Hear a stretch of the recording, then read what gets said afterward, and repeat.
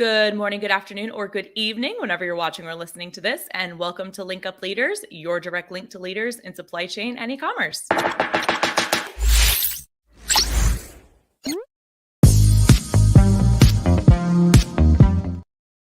My name is Lisa Kinski. I'm your producer and co-host, and joined, as always, by Francois Jeffrey. Francois, good afternoon. How are you, dear? Good afternoon. Happy Monday. Doing great. How are you? I'm good. It is.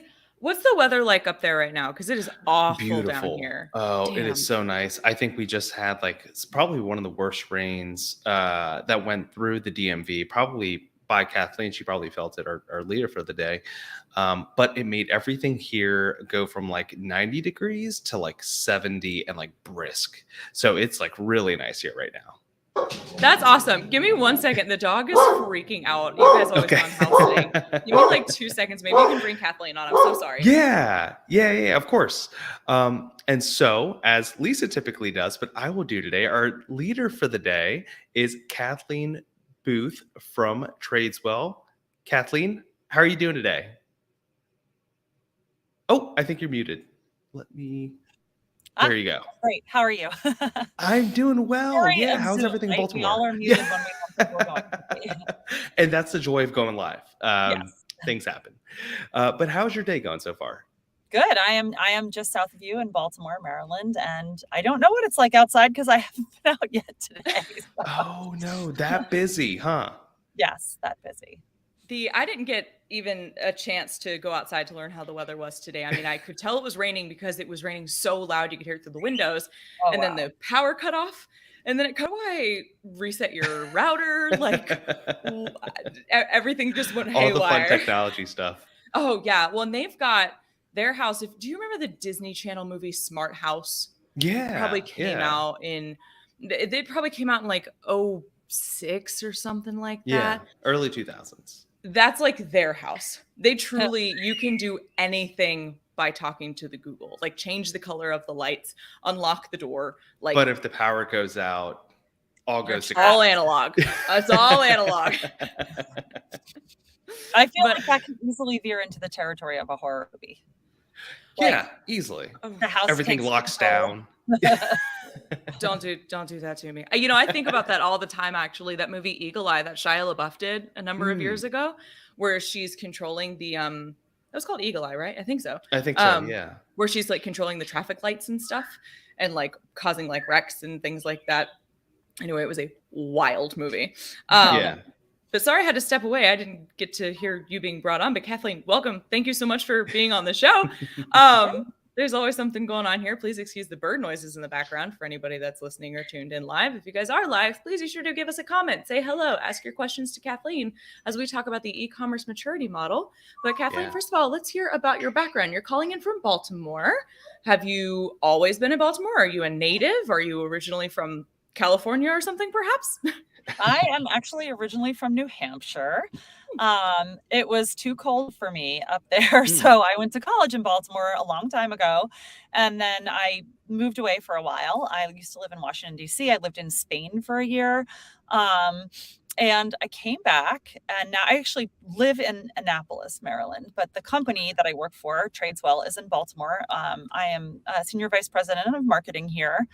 And we are a company that makes an e-commerce platform. We call it an e-commerce operating system, which basically means that we pull in all the business critical data for e-commerce brands across their marketing, sales, retail, inventory, logistics, and finance channels, and help them surface actionable insights to grow their business. That's awesome. It's a mouthful, but what you guys do is actually super, super cool. That's why it's a mouthful. That's why it's a mouthful. Yeah, it's an awesome tool. I remember us talking about it before, and now I remember you being in Annapolis because that's where my friends got married. So I've been up there before. That is great. And you've been with them for how long again? I joined in January. So my background is I owned a digital marketing agency for 11 years. And then I sold that about 5 years ago. And since then, I've been in-house as head of marketing for a number of different technology companies. And this is my second company that sells into the e-commerce ecosystem. So I love e-commerce. And I worked with some e-commerce companies as customers when I had my agency. So kind of an industry close to my heart. Gotcha. So you've been part of all of the chaos as of late since COVID, and maybe enjoyed some of the calmer times before then. I mean, how have you kind of seen, what is your perspective of how COVID has impacted e-commerce businesses? I mean, I think it's been a blessing and a curse, right? The acceleration towards e-commerce sped up dramatically during COVID, and by necessity, so many brands that maybe weren't ready to jump in with both feet all of a sudden had to, and they had to figure it out. It was like diving into the pool in the deep end and not knowing how to swim. You just had to figure it out. And, there was a lot of innovation that happened. Everything from the QR code came back and is now something that people use, to, BOPUS and like all these other new acronyms that we have. But at the same time, I say curse because, I think we have massive supply chain issues, as I don't have to tell you or your audience. We also have this now boomerang effect where all these brands jumped into e-commerce and built all this tech out so that they could take it on. But now brick and mortar has reopened. And so what does that mean? Like, does the attention get shifted back there? So it's a lot of uncertainty, a lot of change. I always like to say right now we're living in a time of tremendous opportunity, but also tremendous complexity. And I think that's really the challenge for the world of e-commerce, is how to figure that out, how to take advantage of the opportunity and simplify the complex. Mm-hmm. And I'm going to jump in right now and just say, I know that I'm not going to be able to speak much in this episode. This is one that I called Francois about. Kathleen, I think I told you he was going to be super jazzed about the topic, because if anybody's been listening to this show for a while, they've heard Francois say in some variation of terms, these e-commerce businesses have had to mature. It requires a certain level of maturity. We've done 100 some odd episodes, and he's mentioned in at least 40 of them. Yeah, it's so true, right? I mean, you saw a lot of these be built on, particularly when it comes to supply chain. I'm not as experienced in other facets, for example, the marketing side, specifically digital marketing. But on the supply chain side, a lot of it's been built on sort of a house of cards. And this bubble has been waiting to burst for a long time, right? When you're building everything for running on this just-in-time supply chain, and you're building, $1 million, $10 million businesses, 20, 30, 50. Now they just continue to grow. You can't expect it to, your technologies to be linear, and you need things that can quickly ramp you up to the next level. And that's where, maturity really comes into play. I'd love to learn a little bit more about Tradeswell and sort of how that focuses on the maturity aspect. Yeah, so I'll give you some background on the product, which is just really context. And then what I'd love to share is actually some research we did last year that I think can help us set the table for the conversation. So what Tradeswell is, I already described, we talk about it as an e-commerce operating system. And the reason that's a little bit of a mouthful is it's different than really anything else out there. Because I always get the question, are you analytics? Are you BI? Are you this? Are you that? And I'm like, we're not really exactly any of those things. So we're trying to solve the problem of multi-channel complexity for brands. And every brand that's growing at some point faces this, right? Like, you're successful D2C and then you decide to sell on Amazon or on Target, or you start on Amazon and then you decide to open your D2C site, or you decide to go on to another marketplace. As soon as you're selling on more than one channel, keeping track of the business's performance and making decisions that are profitable quickly is really, really, really hard. And so that's what we're hoping to solve for through what we're building. And right now we have a platform that integrates with Shopify, BigCommerce, Amazon, Target, Walmart, Ulta, Facebook, Google, Klaviyo, TikTok, soon to be Snap. And we pull all this data in. And the thing that we do that I think is really special is we normalize it at the SKU level. So there are certainly other platforms out there that can pull data in. I mean, Google Data Studio can do it. But what it can't do is match an ASIN on Amazon to a SKU on Shopify and show you how this one widget is performing across all of your channels. And then also match that up with all of your advertising spend in order to tell you, like, where should you spend more, or hey, you're going to run out of the inventory on this, so maybe you should stop promoting that. Like, there's a lot of complexity, and the thesis behind what we're doing is that the businesses that succeed in the future are going to be the ones where there's extreme alignment internally, and your finance team, operations team, marketing team, and retail team are all looking at the same data and making decisions in an integrated way. So that's sort of what Tradeswell is. What's interesting about e-commerce maturity is last year, we actually worked with an outside professional research company to conduct a study with more than 300 e-commerce leaders because we wanted to learn more about their challenges. We're still a young company. That was one way we could really get a pulse on what the biggest pain points were for our customer set and what they're looking at in the future. What we learned was really interesting, and it goes beyond our product, certainly. And so we have a lot of data, and I looked at the numbers when I first came in, and the three trends that come out very clearly from the research are that the top three pain points and the things that e-commerce leaders recognize they're going to need to solve for in order to be successful in the future are data unification, alignment, and speed. And so this all maps to what I call the e-commerce maturity model. And there are different dimensions to it, right? Like, how do you measure the maturity of your e-commerce business? There's people, there's processes, there's technology, there's organizational structures, and all of those are different dimensions of maturity. For example, organizationally, what we see is that D2C brands are very mature organizationally in the sense that e-commerce is something that's woven throughout the fabric of their business from an organizational structure standpoint.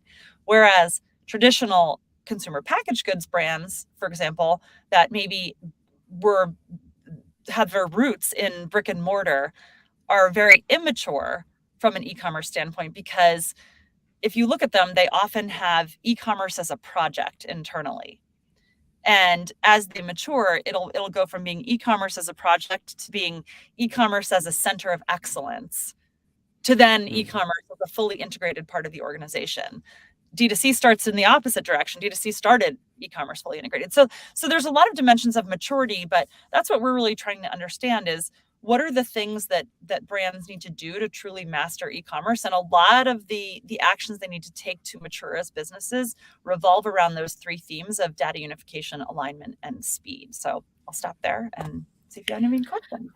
I think let's just start by breaking down data unification and alignment, because I think everybody gets speed, but I think maybe data unification, we would hope, maybe we can get into that too, but maybe just diving into what exactly those two factors mean. Yeah.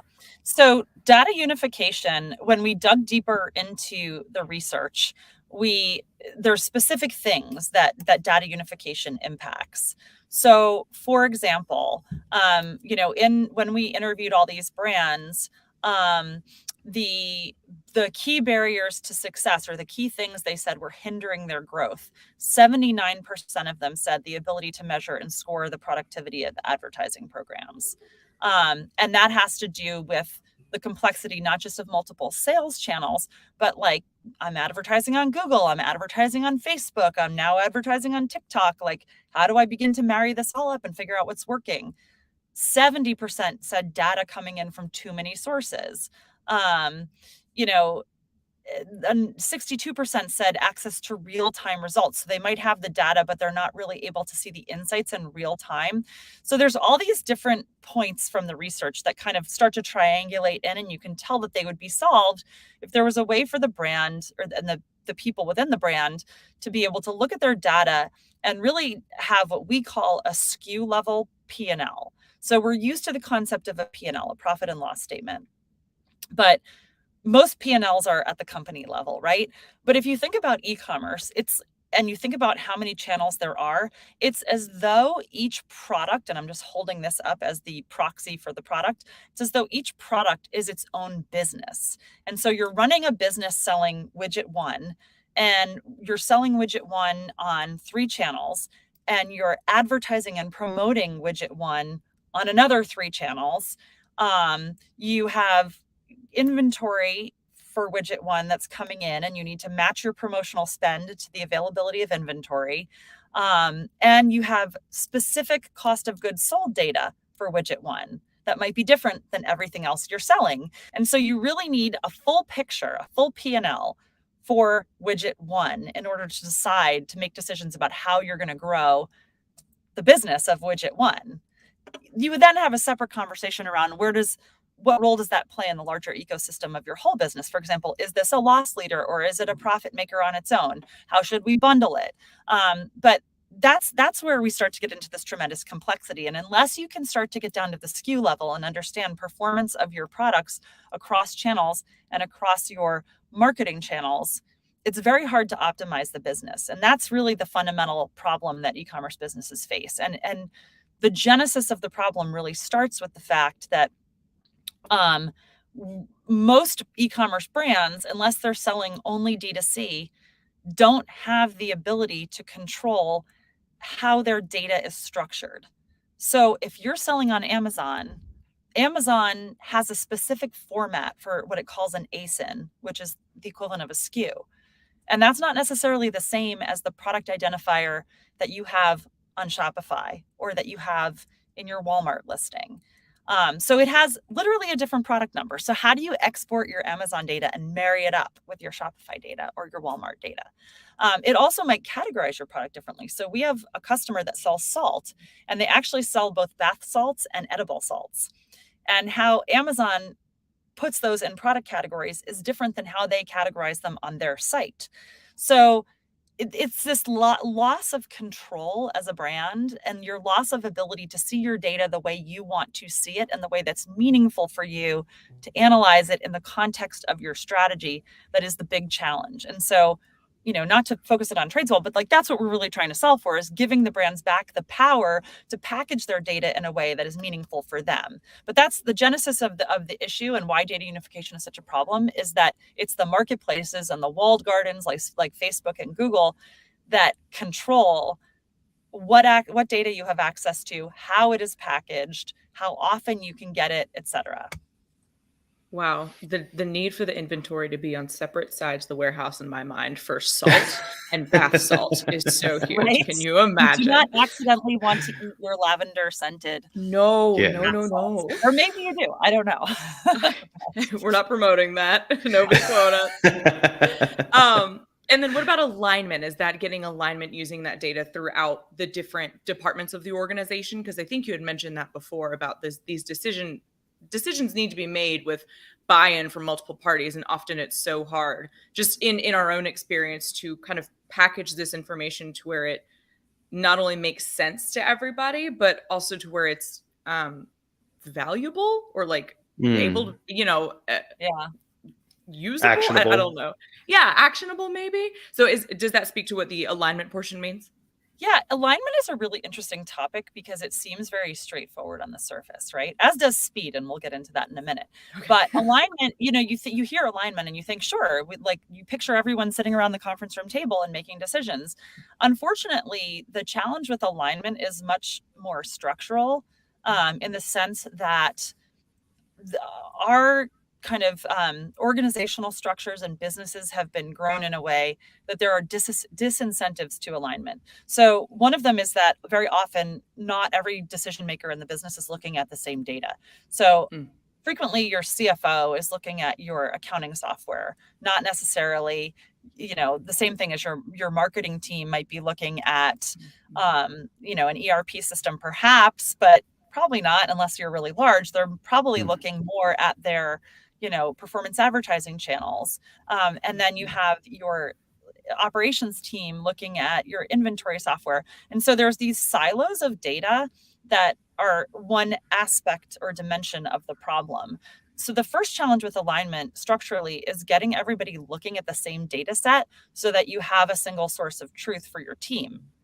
Now, the problem there is that actually, if you tell people you should be doing that, a lot of them don't want to. And look, I'm a marketer. I get it. If you said to me, your CFO is going to be looking at all your marketing data, I'd be like, oh, hell no. Looking at like the performance of each Facebook ad I'm running.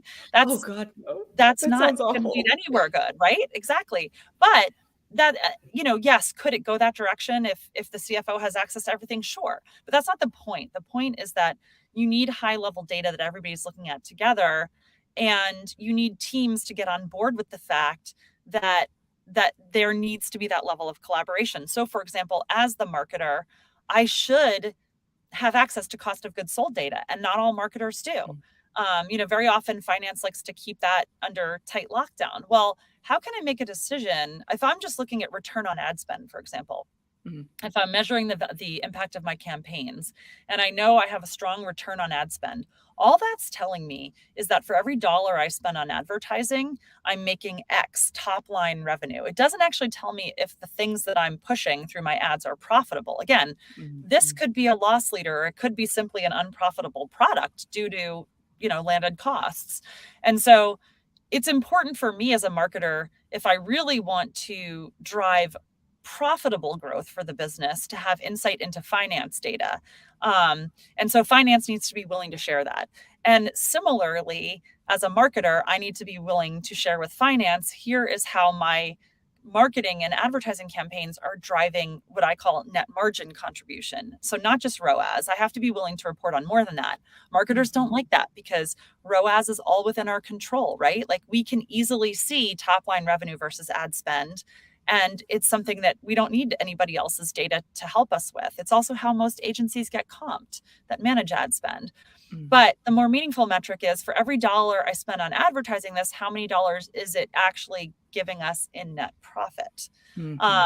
So there's that push and pull. I also need access to inventory levels, because if I'm spending a lot to advertise this product and then I can't deliver it, that's going to lead to horrible customer experiences and churn and damage to the brand, et cetera. So there are a lot of reasons to get better alignment, but structurally we have to get out of our own ways, and we need to be willing to sit around that table and to look at the same data and to share some of our data with others. And that's, I think, the bigger challenge or hurdle to overcome, is psychologically getting teams to open up a little bit with each other. And what is this widget you keep holding up? Just because so much of our audience is audio only, I can't tell what that is.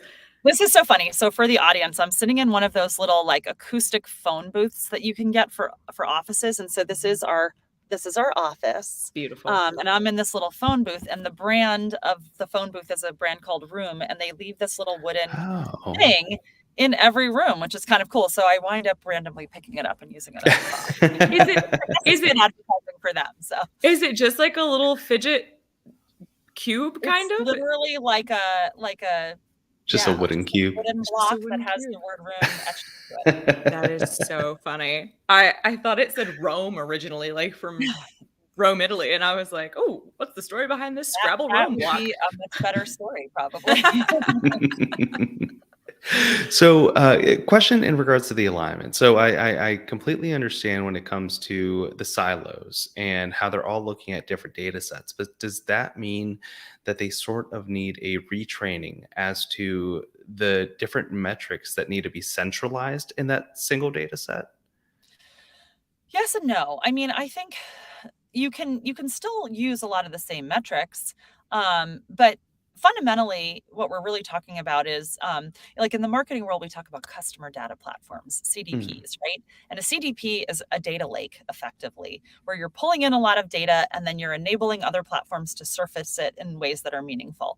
So what we're focused on is something similar, only we kind of call it like instead of a CDP, it's a PDP, like a product data platform. And so it's really a data lake, and we can surface that data. And it doesn't have to just be Tradeswell. Like if you're pulling all the data in, if you have the data, you can surface it in any way that you want. So you could still look at your same metrics, but if all of your different dashboards and graphs and insights are coming from the same data lake, you are looking fundamentally at the same information. Does that make sense? Instead of having like QuickBooks and then your Klaviyo data, which could be completely different, in this case, you have one system that's reporting the same finance metrics and it's reporting the same results on your SMS and email campaigns, but it's all coming from one place. Mm. Yeah, it makes sense, especially in e-commerce, where I feel like a lot of e-commerce companies are ran, or even just sectors of business, they're ran as startups, right? Where it is very cross-functional, and every team has to be extremely agile. They have to understand, hey, what are those operational costs? Um, Now, does this work at I guess a much smaller or lower level when someone is just sort of starting to ramp up? Because the way that I see it is you have to have in order to have the data lake, you have to be able to have enough data, first of all. But also you have to have a way to have all that come in. And when someone is, for example, shipping everything out from a smaller third party warehouse that might not have a very tech enabled, warehouse management system that tells you and has deep insights into, hey, these are your exact costs for the outbound and the inbound and the picking and packing and the shipping across all the different zones. I guess what would you advise companies that are starting to scale up when it comes to technology and being able to incorporate that technology into Tradeswell?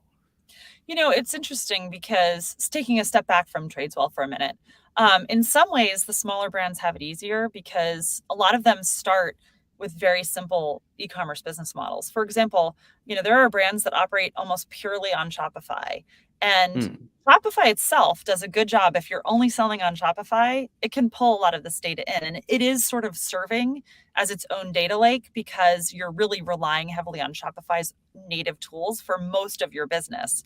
Now, that's not true for everybody, but a lot of smaller e-commerce businesses actually start from that point of having that advantage of being single channel businesses with a more simple data model. Um, in terms of what we're building, we can solve for anybody for any size because we're able to pull so much data in. Now, we don't pull in from every single channel out there. Eventually, would we love to? Yes. We're focused on some of the bigger ones, but I think what you need to start to do, for example, you mentioned having a warehouse that maybe didn't have clear-cut landed costs for certain things. And mm, I think what you can do in those situations as a brand, whether you're using Tradeswell or a spreadsheet, is you can use estimates. Like you need to start somewhere. And so if you don't know the individual landed costs for every separate product on its own, come up with an estimate and at least start there and get your team habituated to looking at a common data set, even if it is a massive Excel spreadsheet.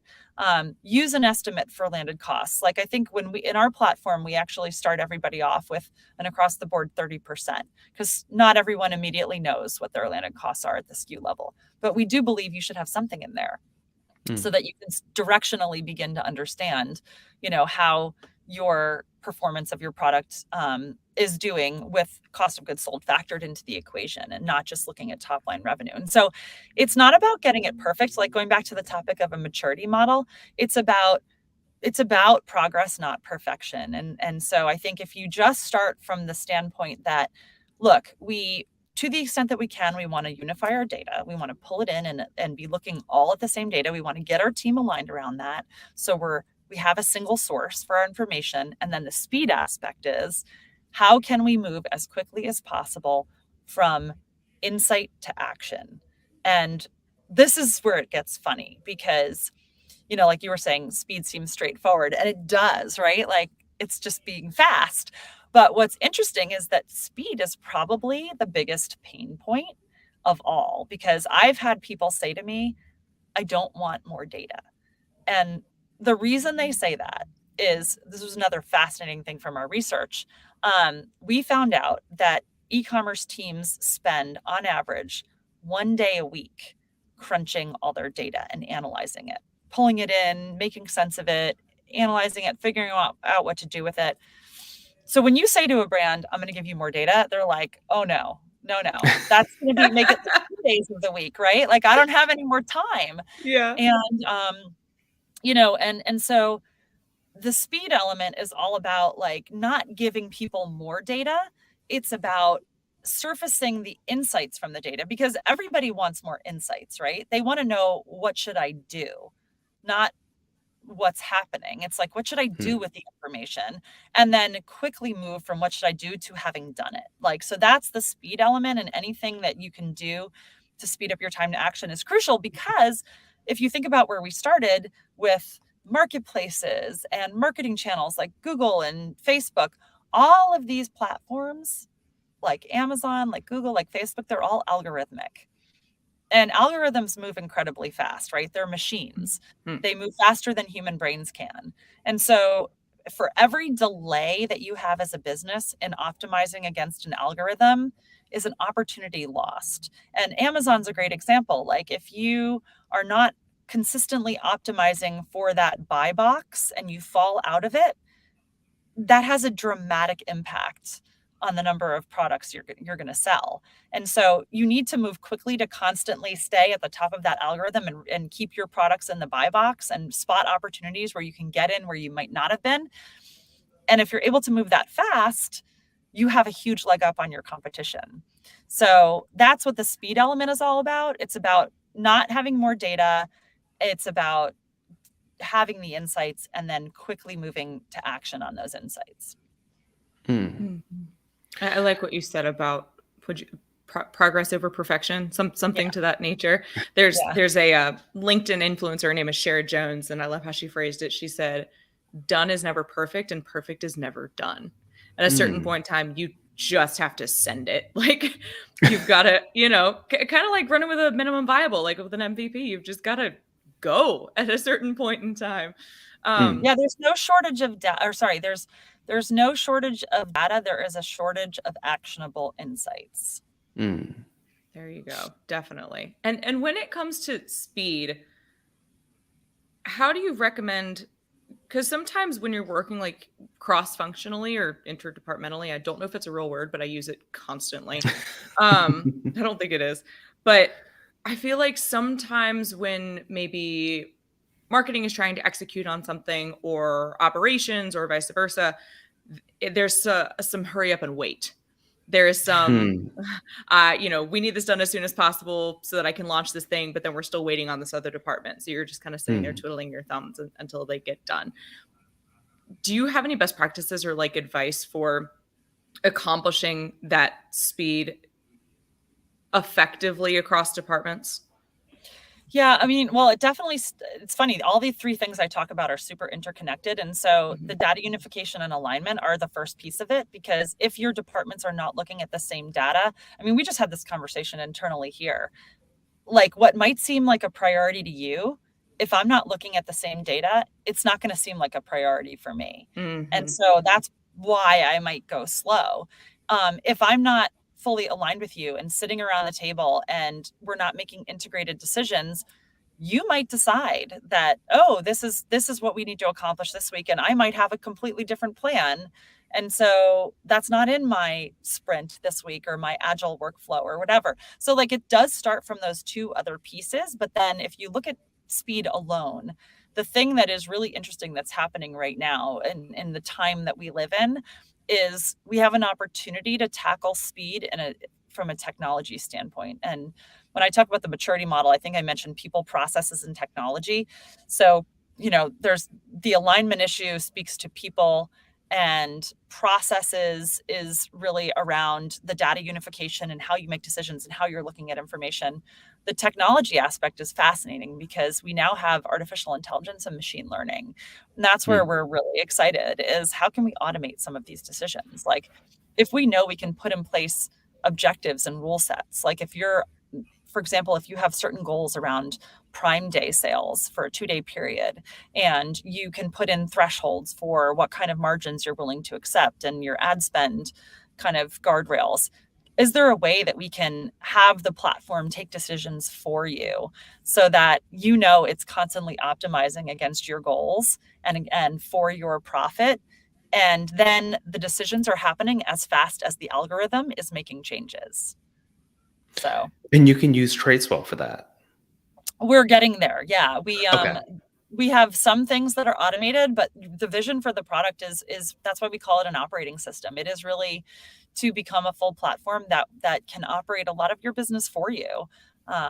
In much the same way that right now, like Facebook has, for example, you can put in, I don't remember what they call it, but you can put in 5 headlines for your ad and 5 pictures and 5 descriptions, and it will just dynamically mix them up and pick the combination that gets the best results. Like, this type of optimization is already happening in some of these different channels. And we think there's an opportunity to put that power back in the hands of the brand, as opposed to leaving it in the marketplaces and in the sales and marketing channels. Gotcha.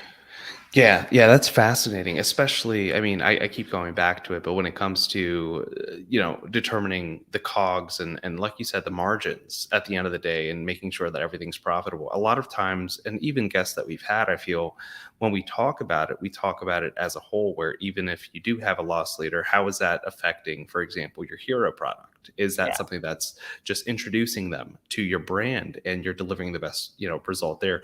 Is there any way to set those types of attributions through the data? Yeah, actually, we launched, I think it was about a month ago. I'm so excited about this. We launched cross-channel cohort analysis and LTV.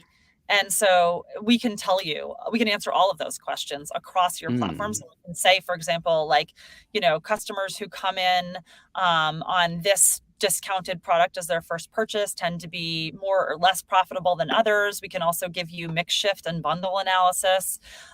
We've had some really pretty interesting new releases in the product in the last couple of months that speak to exactly what you're talking about. Because those are the most important decisions, right? And they're the most difficult ones to make. That's what people are spending a day of the week on, is getting the answers to those questions. And that's what we want to save them time for. Yeah. I mean, it seems like it's almost impossible, particularly, if you expose your brand on Amazon and let Amazon take care of, the trust factors and the 1 to 2 day shipping and everything that people as consumers, I depend on Amazon for.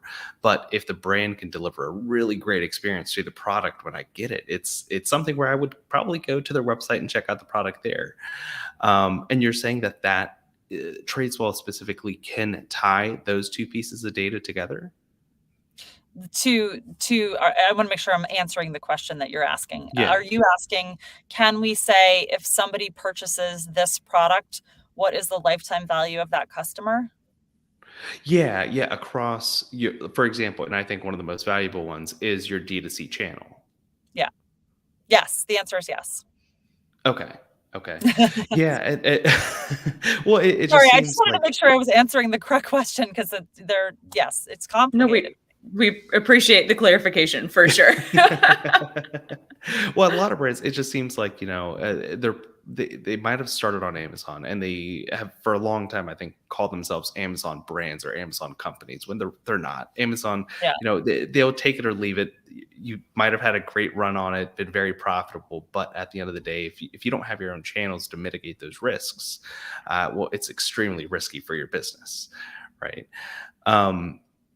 Now, as it sort of progresses, where do you see, where do you see businesses going and taking this in regards to scale? Like, do you see them just using this for maximum growth opportunities? Are you seeing them for just like setting baselines to be able to grow to begin with? Where do you see them using Tradeswell and just data unification in general? I think that's such a great question, and because it points to something we haven't talked about yet. And I've sort of emphasized throughout this conversation, profitable growth being a goal. But the reality is that's actually not always the goal. So all sorts of brands have different objectives. And there are definitely brands that are venture capital backed that don't have profit as a goal, at least in the short term. They have growth as a goal. And it very often is growth at any cost. And so I don't think we're building a platform that is going to tell people what they should optimize for. What we're building a platform let me rephrase that. The platform we are building is aimed at allowing the brand to define its own objectives, whether that is profit or, customer acquisition or what have you, whatever that objective is, to define that objective and then basically build a system that will optimize for it. And so if that objective is profit, we're building a system that will help you optimize for that. If that objective is customer acquisition, we can optimize around that. If it's something else to do with inventory, we can certainly optimize around that. But it all comes back to that, putting the power back in the hand of the brand and letting it define what success looks like, but empowering them with full access to all of their data in a way that allows them to compare apples to apples in support of whatever goal that they have. And does it, I think a lot of times when you have too much data, it's hard to determine what's most important or what can be used to make the best decision. Does Tradeswell's product help them in some, either UX or UI friendly way, just quickly be able to pull different data points to measure those two against each other? Yeah, so we have a couple things. We have dashboards, certainly. Okay. So we actually have separate dashboards based on role. So there's like a page for the finance user that has a bunch of charts, a page for the operations user, one for the marketing user, one for the retail user. But what's even cooler is when you log in, we have insights. So before you get to all the charts, and everybody loves charts, but charts, again, it's more data, right? And by the way, all of our charts show cross-channel. So you're looking across your advertising and marketing, across your sales and your D2C and marketplace channels, et cetera. But our insights cards are actionable. So you'll log in and it will say something like, you need to increase your bid price for your ad on this product because you're not taking full advantage of the buy box opportunity on Amazon. Or you should reduce your spending over here because you're going to run out of inventory, because we do have inventory forecasts, things along those lines. So what we're doing is really focused on surfacing more actionable insights so that we require the user to do less analysis, and then they can really spend their time taking the actions. And eventually we want to automate the actions as well.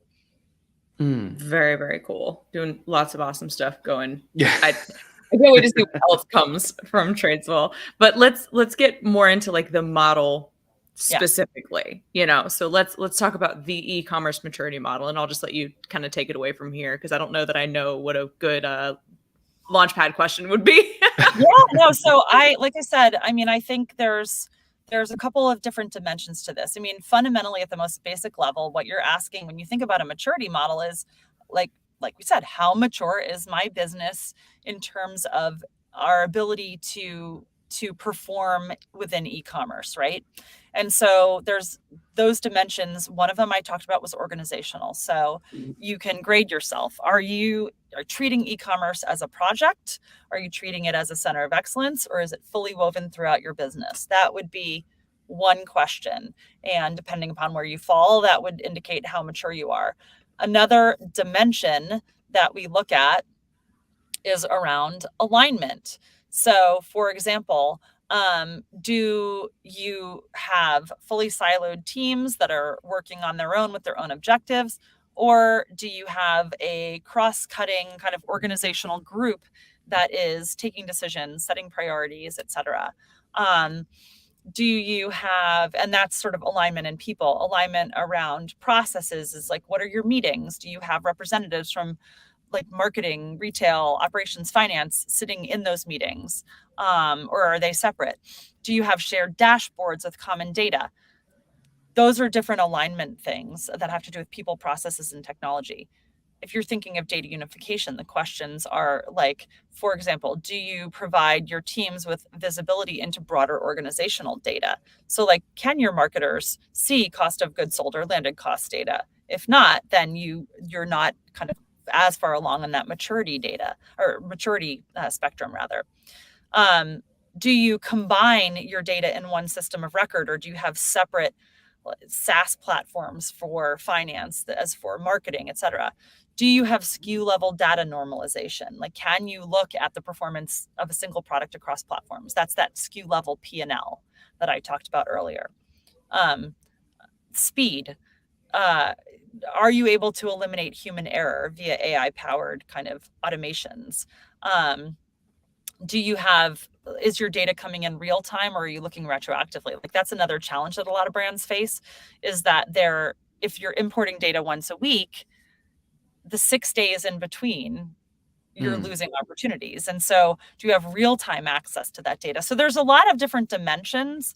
And actually one of the things we're working on is building out a grader for our website where you'll be able to come and kind of answer all the questions, and we'll give you a score along with like a roadmap to, okay, these are the things you need to do in order to improve your score and build the maturity of your organization so that you have more of a muscle for e-commerce.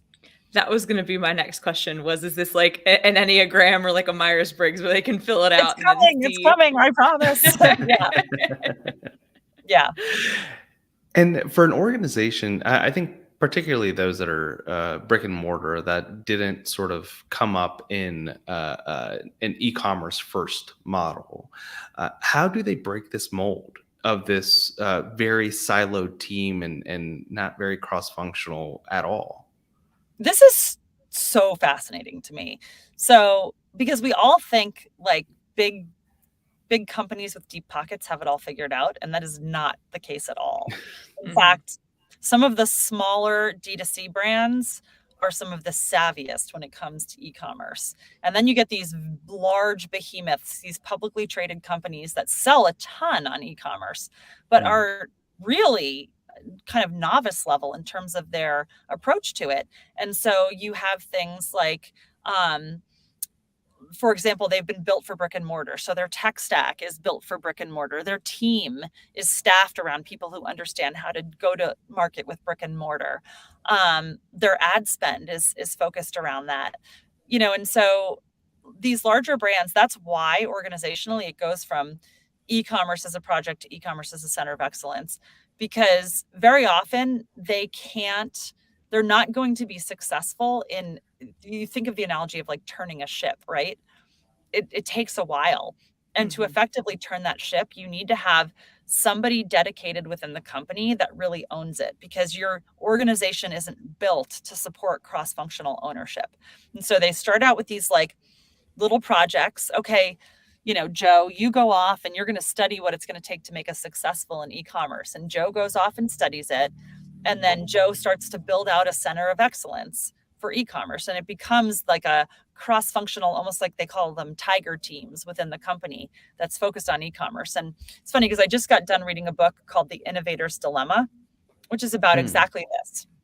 It's about how successful companies very often are victims of their own success and wind up failing for the same reason they were successful. And it's because they try to take on new and innovative projects within their existing organizations. And so these large brands, what many of them are doing, and we've talked to companies like Cliff Bars doing this, and they're carving out these little groups within the company that go off and tackle e-commerce. And then once those little groups have been successful, then they're able to really disseminate those learnings more throughout the company. And that gives the company time to really evolve its tech stack to support it, and to evolve organizationally and to train its team. But they need time, and it's hard at big companies.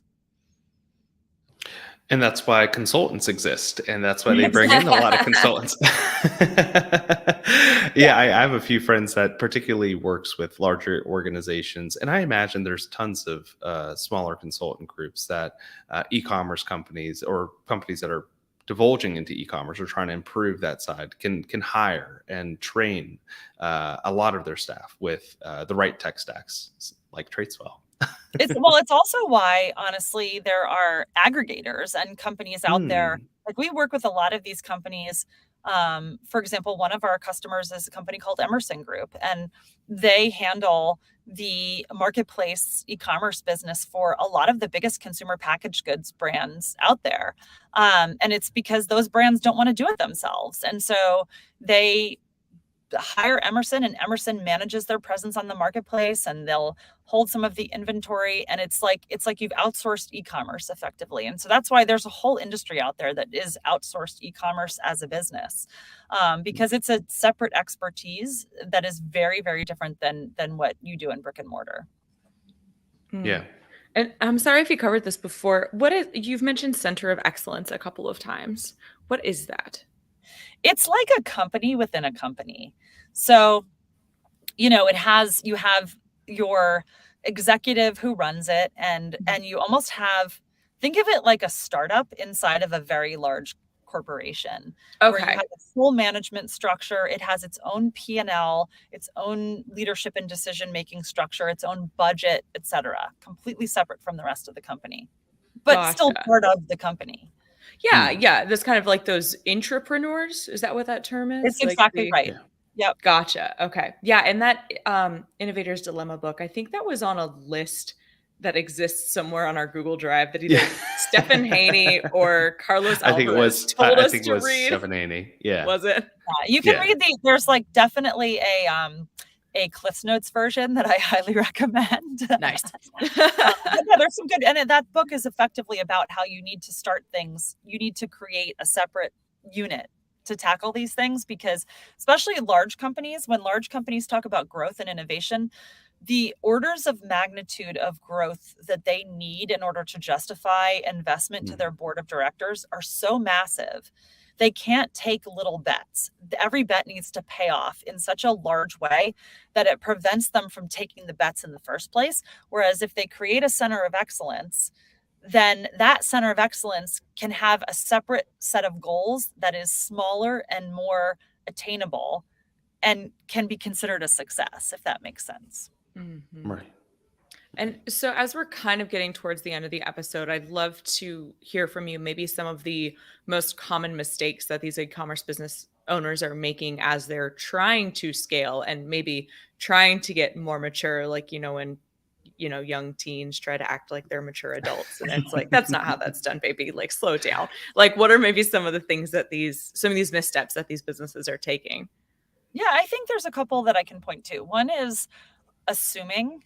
My dad had a saying about when you assume what happens, but I won't say what it here. It makes out of you and me. Yeah, exactly. No, but what I hear often online is from especially D2C brands that are thinking of going into marketplaces is they make a lot of assumptions about, for example, Amazon in particular, about it not being profitable, et cetera. So this is where I think you do have to let data really kind of dictate your decision making. And we recently put out our first of what will be many quarterly data reports where we looked at the information in our platform from the 500 plus brands that are using it. And we were able to actually calculate a unique metric that we call the Marketplace Multiplier. And what that answers is the question, for every one of these widgets that I sell on my D2C site, how many do I need to sell, in this case on Amazon, to earn the same net profit, right? Because going back to net profit being the most important thing. And what we learned surprised me, actually, because I thought I had heard Amazon wasn't profitable. And I thought, oh, you'll need to sell so many more, right? Like for every one of these, I'm going to need to sell 8 on Amazon to make the same profit. Well, it's actually not the case. It's 1.08. So for every 100 widgets I sell D2C, I need to sell 108. And of course, this is an average, right? But I need to sell 108 on Amazon, which isn't really that many more. Okay, right. It's less than a 10% increase in sales to be able to earn back the same net profit margin. And when you combine that knowledge with our understanding of the dramatic increase in reach you're able to achieve through Amazon, all of a sudden Amazon becomes a lot more interesting, at least to me. So, there are a lot of different reasons why people go to marketplaces, but this is where I think for brands that want to grow, you have a real opportunity to make better decisions about when and whether to move into marketplaces if you're using actual data as opposed to sort of gut instinct. And also which marketplaces to go to next. So like this past quarter, we looked at the Marketplace Multiplier for Shopify to Amazon. And in the future, we're hoping to be able to report on it for all kinds of different platforms, both D2C and marketplace. But that's a big one. Those assumptions we all hear this about Amazon. Well, don't think about what you hear. Think about what the data tells you. Fantastic. Do some research. Don't listen to the gurus. Don't make assumptions. Do some research, Doug. You're telling me the YouTube ads are lying to me? Yeah. I equated to when my kids were little and everybody said, don't send your kid to that school. That's a bad school. And I went and visited the school and I was like, what are all these people talking about? Right? Like it's the same principle. So yeah. And then just to kind of close out, obviously Tradeswell has an incredible tool and you are integrated with all of these different services. Like you said, Shopify, Amazon, Walmart, Target, Klaviyo. What does a best fit client look like to work with Tradeswell, or kind of what type of business would benefit most from using Tradeswell? Sure. Any e-commerce brand that's selling on more than one channel, be that D2C on Marketplace or multiple marketplaces, as soon as you're selling in more than one place, you have a unique challenge that we are very well positioned to solve for. And our pricing is pretty accessible. We start at $99 a month and we have a 30-day free trial. So anybody can kick the tires. Very cool. But that is super accessible. Like you said, that's super affordable, but there's no like, you should be selling 10,000 units across 3 platforms. I don't know, for them to kind of get the most bang out of their buck, I guess would be the best way to phrase that. That's really multi-channel. I mean, anybody can use it, but I think the most value comes from that multi-channel seller, just because, as I mentioned, if you're spending a day of the week analyzing your data, if you think about the value, we're coming into a time of economic uncertainty, and all the business leaders I'm talking to are saying that what they're doing to prepare is nobody's, I don't think, laying people off yet or really contracting. But what a lot of companies are doing is not hiring. Like they're not adding to their team. They're not making new investments. And so the question then becomes for every business, how can you do more with what you already have? And I think that that's a problem that we're very well positioned to solve for, because if we can take a day of your week and eliminate the time you were spending analyzing data and give it back to you, that's the more time you buy yourself before you have to hire another person, right? That's more time you can put back into product development and strategy and things along those lines. And is this specifically for US platforms or marketplaces, I guess? So if they're selling on Amazon.com and also Canada and Germany and wherever else, can you guys integrate all of that data too, or is it just for US? Right now it's just US, but we're hoping to have multi-currency before the end of the year. Okay. Very cool. And where can people find more information about Tradeswell and sign up? You can just head to tradeswell.com and everything's there. And you're also welcome if you have any questions. I am happy to connect with anybody on LinkedIn or on Twitter. I always respond. Awesome. And for anybody listening, that is Tradeswell, super easy, or Tradeswell, depending on how you read it. But I like them both. I'll take it. Tradeswell.com in the description of the audio and the video version. And if you're watching on YouTube, it is on the screen right now. Kathleen, thank you so much for spending this Monday afternoon with us. We really appreciate your time. Thanks for having me. This was a lot of fun. Thank you so much. And thank you for everybody who tuned in. If you guys liked what you heard today, please be sure to give us a thumbs up, comment with your thoughts, share this episode with your friends, subscribe to the show, and be sure to turn on those notifications. That way you never miss a conversation with leaders in supply chain and e-commerce like Kathleen Booth with Tradeswell. And we will talk to everybody very soon. Have a great Monday and adios.